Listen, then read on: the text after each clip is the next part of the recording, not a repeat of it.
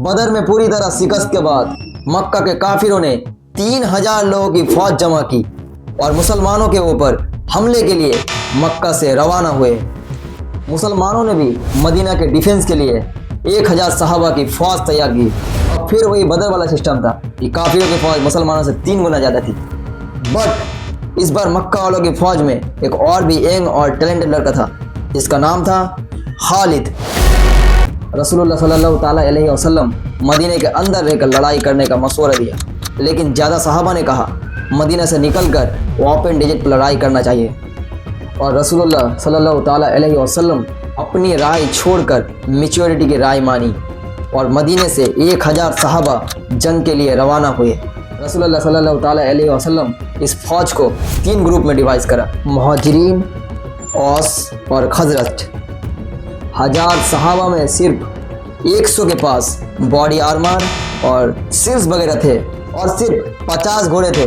इसके मुकाबले में मक्का की 3000 फौज आकर ओहद के मकाम में रुकी। इस फौज के सेंटर को अबू जहल के बाद मक्का का नया सरदार अबू सुफियान लीड कर रहा था और उनके लेफ्ट साइड पर अबू जहल का बेटा इकरमा लीड कर रहा था और उनके राइट साइड पर 33 ईयर्स खालिद बिन वलीद अपने घोड़ों के साथ लीड कर रहा था। मक्का के 3000 फौजों से लड़ने के लिए जब 1000 सहाबा ओहद पहुंचे, अब्दुल्ला बिन उबय सबसे बड़ा मुनाफिक, उन्होंने कहा हम तो नहीं लड़ेंगे भाई, ये तो खुदगर्जी है।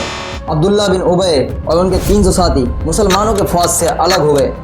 अब एक फ्री प्लान साजिश था या कुछ और जो भी था, लेकिन अब मुसलमान सिर्फ 700 ही रह गए थे और उनके सामने 3000 लोगों की फौज खड़ी थी।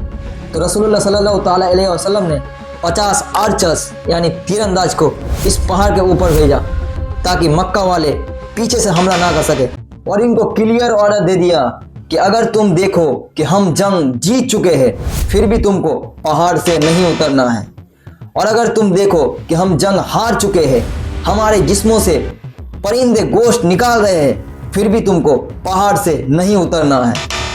काफिरों की फौज से एक बंदा सामने आया और मुसलमानों को चैलेंज किया, तो हजरत अली ने जाकर उसको ख़त्म कर दिया।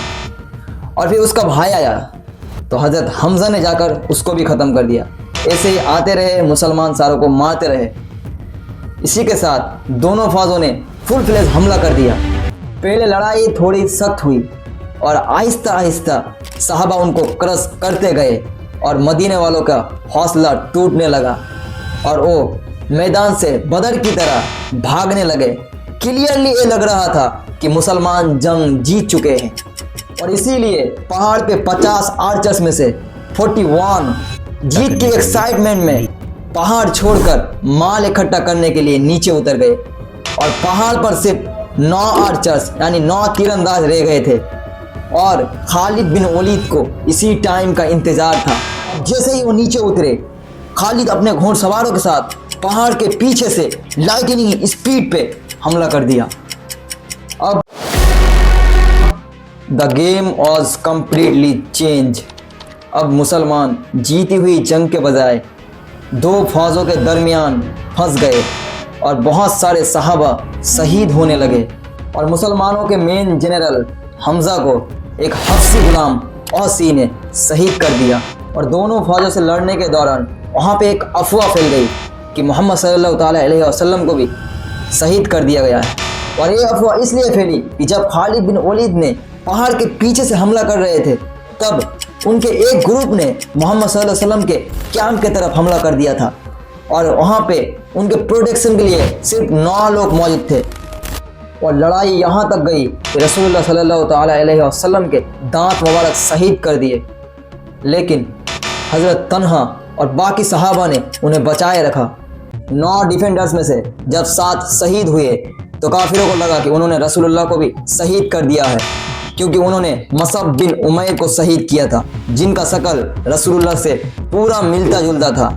इतने में मुसलमानों की फौज किसी तरह वहाँ से निकलकर पीछे हटी और रसूलुल्लाह सल्लल्लाहु अलैहि वसल्लम को प्रोटेक्ट कर कर पहाड़ के ऊपर ले गई। पहाड़ के ऊपर दोबारा फॉर्मेशन बनाया और लड़ाई के लिए तैयार हो गए।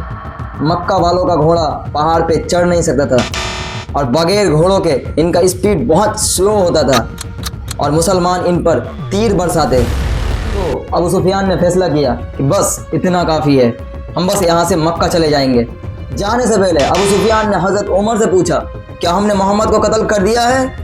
तो हज़रत उमर ने कहा कि नहीं, वो तो ठीक है, और ये जो तुम कह रहे हो वो सुन रहे हैं। इससे अबू सुफियान को बहुत गुस्सा आया, क्योंकि उन्होंने ये जंग इसलिए किया था कि मोहम्मद को शहीद किया जाए और मदीना पे कब्ज़ा किया जाए, लेकिन उनका एक भी ऑब्जेक्टिव पूरा नहीं हुआ और वो वापस चले गए।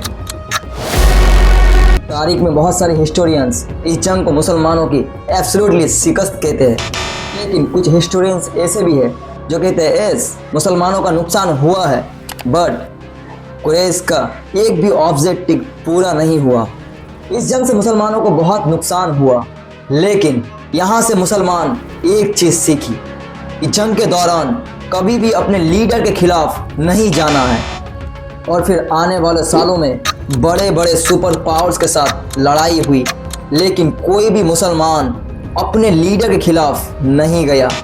मक्का की फ़ौज वापस तो चली गई, लेकिन इस बार अबू सुफियान ने पूरे अरब से 10,000 लोगों की फ़ौज जमा कर मुसलमानों के ऊपर हमले की तैयारी शुरू कर दी।